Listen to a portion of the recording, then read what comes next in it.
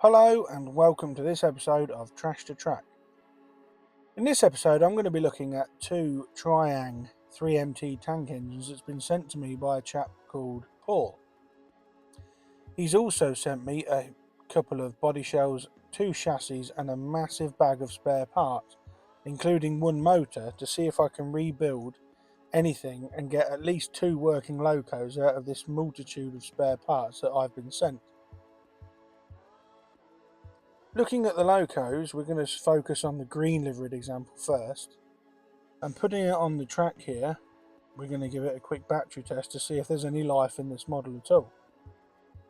So putting the battery on the track, there's nothing. This model doesn't appear to want to run at all, which isn't surprising considering the age of these models and the condition they seem to be in. There's a lot of oxidisation on the wheels, and although it did try to attempt to run there, I got nothing out of it. The black one was the same, there was nothing. So what I did was I hitched up a bit of track to a Hornby controller and tried to get it running that way, as these Triang motors do tend to drain these Duracell batteries rather quickly. And with a bit more power you can see that the green model is attempting to run. So that is an encouraging sign. So after I tested the green one, I put the black one on the track, but the black one was completely dead. There was no signs of life from this one whatsoever. So what I'm going to do is I've got this old fast food tray here. I'm going to tip all the spare parts that Paul sent me into this tray, and then I'm going to dip in and out of this as and when needed throughout these rebuilds. One thing I am going to need is a motion bracket, as the one on the green tank engine is broken. So now, like I said, we're going to focus on the green one, and the bunker there was absolutely full of dust and God knows what else. And to remove the body shell, you simply just remove this screw underneath the smoke box door, and once I can get that screw out, the body shell just lifts off and the chassis is clipped in the rear with two small clips. And here we see an XO3, I believe, motor, as this predates the XO4, and also that broken motion bracket you can see. So I'm going to give this chassis a full strip down. I'm going to remove this wire and then remove the motor by removing this screw at the rear here, and we'll give the motor a separate battery test to see if the motor's dead. So removing that brass screw, the motor just unplugs from its connecting lugs in the chassis, and it's now I realise that there's the I digress a bit, there's the broken motion bracket, but now it's like I said, you'll find out in a minute that the chassis isn't exactly free running, but now I'm going to give the battery test and the motor actually spins rather nicely. So the motor is okay, albeit a bit weak. Now what I was going to say about the chassis is when I tried to give it a roll test, there's so much resistance there, this is going to need some serious looking at. So I'm going to remove the front and rear pony truck, and these are held on with these rather large shouldered brass screws. And then I'm going to remove the pickup plate out of the chassis there and see if this will release the wheels. Now removing the two brass screws, we see that the chassis plate there, and this wire is manipulated through, and the wheels are actually through the chassis. So on the black version, as you'll see later, the wheels actually drop out of the chassis. So we've got two different types of model here at two different ages. But those wheels are quite solid. So I'm going to remove all the side gear, I'm going to remove the cylinders, and we're going to clean everything thoroughly to get everything out and see if we can free up this chassis. I'd imagine that the axle holes in this are full of crud and dirt from absolutely years and years of use. So that's one side disassembled, and the same was done on the other side. And now that everything's stripped off and it is just the wheels, it's still not rolling very well. So as I said, I'm going to give it a good clean with this contact cleaner, and what I'm going to do is I'm going to strip this one down as well, but I'm going to strip the chassis down with the contact cleaner and see if we can remove all that built up dirt and grease that's in the axles. The black model, as I said, was slightly older, and the screw retaining this was down the chimney. There is a hole in the front of the running plate there which somebody's drilled in to try and fix it onto a later chassis. But you can see there's not much difference in the body shell, although the black one, being of an acetate plastic, has started to warp slightly, whereas the green one is a later one and that hasn't. This motor setup, no wonder it didn't work, as there's a loose wire in here, so I'm pretty certain that's why this model didn't work. But then, to no surprise at all, this chassis is not free running either, so they're both going to need looking at. But as I said, as you'll see in a minute, when I strip this one down, the wheels on this one actually fall out of the chassis. Testing the motor of the black model, this one also runs, and this was a very good motor. This did not need remagnetising at all. This was a strong motor, and it runs better. It runs better than the one in the green model. So this are the chassis plates and body shells that Paul also sent to me, and I'm going to try and see if we can make up another model out of all the spare parts. But that's another earlier chassis with the drop-in wheels. That goes in there like that. But these body shells are not in very good condition. This one's missing some buffer beam on the back, and the spare green body shell had a smashed up front buffer beam. So we'll have a look later to see if there's enough spare parts to actually make a third engine. There seems to be enough parts in there, it's just whether or not we've got them for the correct chassis. As you've just seen, there's two different chassis which require several different parts. So looking through the bits of pieces we've got here, I'm looking for a motion bracket for that green loco that we had, and I do have one. That's going to be utilised to repair the green one we have. And as I said, this next footage is a couple of days later. I've cleaned this chassis up, and you can see now, after having a bath in contact cleaner, it's running a lot more freely. And now I'm going to just clean the axles in there, because it didn't get all the grease and grime out, but it got most of it out. And I've also been to Trains for You in the interim, and they have remagnetised the motor for this model. So now that motor is strong again. So now I'm going to clean up the pickups on there. You can see how shiny I'll get that brass just by a few strokes of the fiberglass pencil.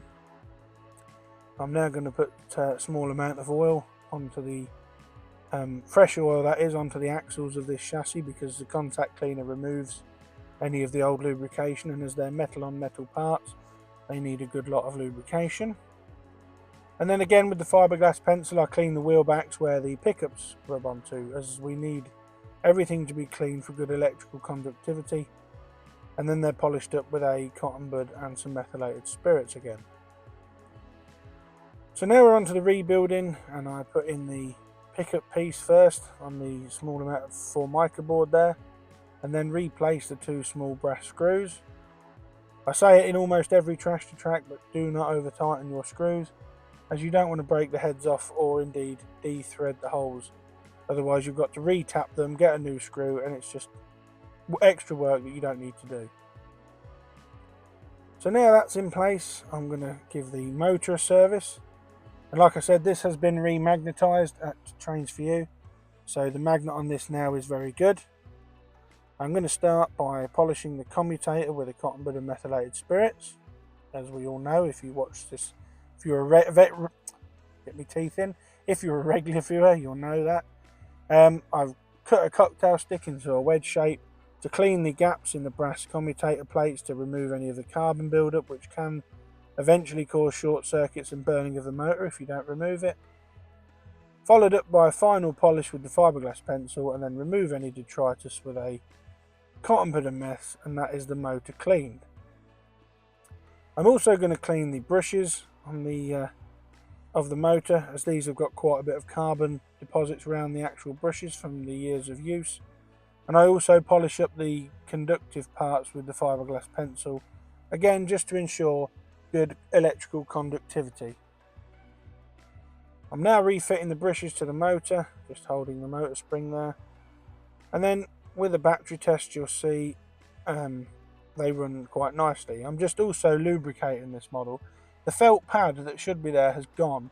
Now whether that's rotted away over time, I don't know, but the felt pad in the rear is there, but the one at the front of the motor is actually missing somewhat. But now, as you can see, the motor is running lovely and strong. So this is ready for refitting into the chassis, and this one obviously is for the green tank engine. Although interestingly, both of these tank engines, despite being different colours, have both got the same running number of 82004. So to rebuild the chassis, the first thing I do is to put the cylinder block back on, and this is a simple clip fit into the die cast of the chassis there.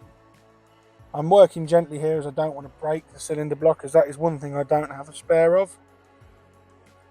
Once that's clipped into place, it's time to rebuild the side and connecting rods, and all of these connecting rods were cleaned with cotton bud and methylated spirits to remove the grease and grime that had built upon them. And I was just pointing out there that the representation of the joint in the conrod faces towards the front of the loco, as the wheels are set out at slightly different lengths, the rear wheels being slightly further from the centre than the front ones. A roll test there proves that the quartering seems to be okay, and then there's a small washer that goes on, followed by the piston and connecting rod. And to line this up into the hole in the cylinders, I just use the same cocktail stick we used to clean the motor, just to jack up the connecting rod and the piston rod, so that it lines up with the slide bars and the hole in the cylinder there.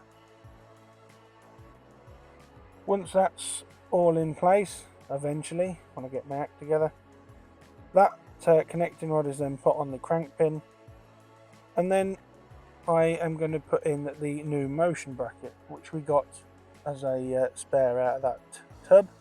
This is a very tight push fit into the die casting, and I actually had to rub this on a bit of sandpaper just to get it to fit properly to the chassis. The linkages are put in, and there's a hole in the top of the cylinder where that slot goes in. The linkage fits on a rectangular cutout and a rectangular peg on the crank pin, held in place, and then the small screw is reinserted. It's tightened up, and then the rivets and crank pins are lubricated, and the same was repeated for the other side, and that is the motion and side rods all rebuilt. Now that it's all back together, I'll give it a roll test, and as you can see there, it's all rolling nicely, a lot more freer than it was when we disassembled the model. And as I just mentioned, just a small amount of oil on all the crank pins and rivets, just to give it a good lubrication, so when it's running around, the metal on metal parts aren't wearing each other out. You really don't need a lot of oil, just the tiniest drop on this, and that should suffice.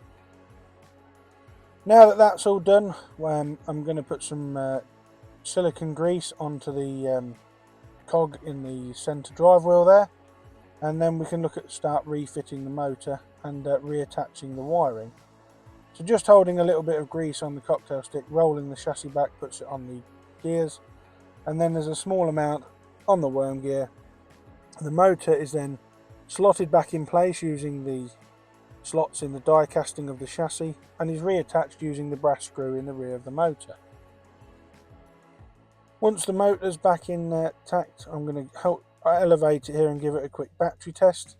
And as you can see there, the wheels are flying around with the side rods all connecting properly, which means we've done a good job of rebuilding the motion.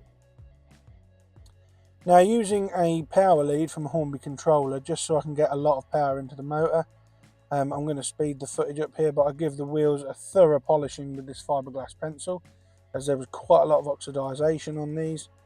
I would have used a brass brush from the Dremel, but at the time of doing this it wasn't available to me, so I simply just used a fiberglass pencil. And then, as per normal, I followed this up with polishing with the cotton bud and methylated spirits, and you can actually see there how shiny the wheels are getting whilst this footage is rolling. Right, now the wheels are cleaned, I'm just going to clean the wheels on the pony trucks, and as you can see, the carbon and dirt buildup on these was really bad.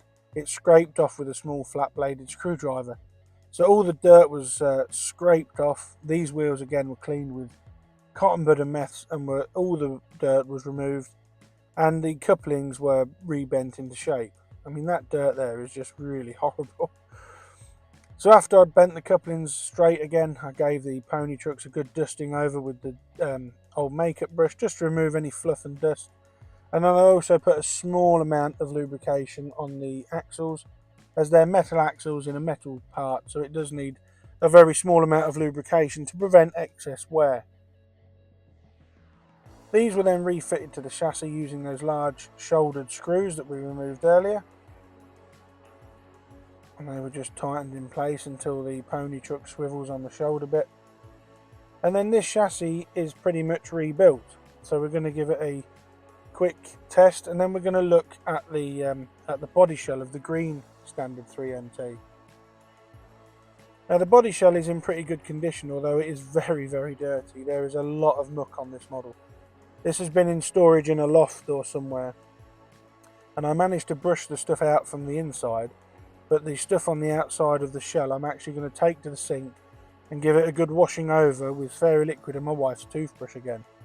So using lukewarm water and plenty of fairy liquid, I'm going to clean this body shell. Like I said, I've been upstairs and pilfered the wife's toothbrush again just to get this body shell cleaned, as I couldn't be bothered to go out in the garage and get my proper toothbrush for the job.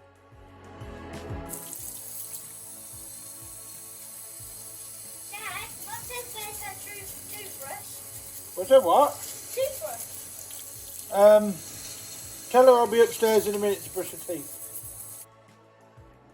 Right, so now we've cleaned the body shell, and if I sound a bit funny now, I've got a fat lip. I don't know how I got that. But the body shell's been cleaned and it's come up rather nice. All the dirt has gone and it's got a bit of a sheen to it. I haven't got any transfers to replace the damaged one on this side, which is unfortunate. But now the chassis has been completely rebuilt, I'm going to refit the body shell now using the screw and gently tightening it back through the front of the model. Again, don't over tighten this screw, especially as over tightening this will end up with you cracking the running frame, and that's not what we want after all this time. Now I'm going to turn my attention to this chassis, and like I said, this is slightly different to the green one.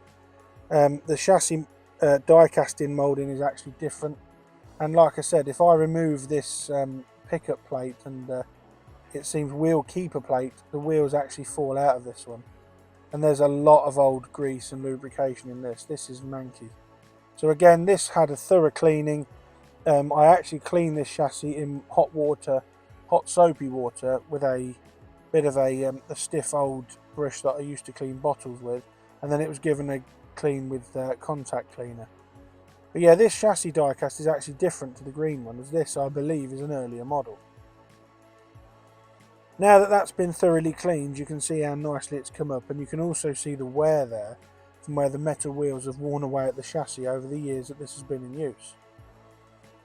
So I speeded up the footage on this. I did a bit of a time lapse, as it rebuilding this is virtually the same as the green one. The wheels were cleaned and put back in, the motor was all polished up and put nice, the pickups were cleaned, everything was lubricated, everything was put back where it should be. The motion was rebuilt as we did before, and all the axles were lubricated. Basically it's the same rebuild, just the chassis slightly different. And again, now it's done, this motor actually runs better than the green one, like I said, and the motion on this one's running nice. Again, that was a seized chassis almost when we got this. The black loco body shell, this was also given a wash with hot soapy water, but I'm going to fill that gap in the front there, as that really shouldn't be there. You can see in some of these images the warping that's gone on with this body shell, as it's acetate plastic.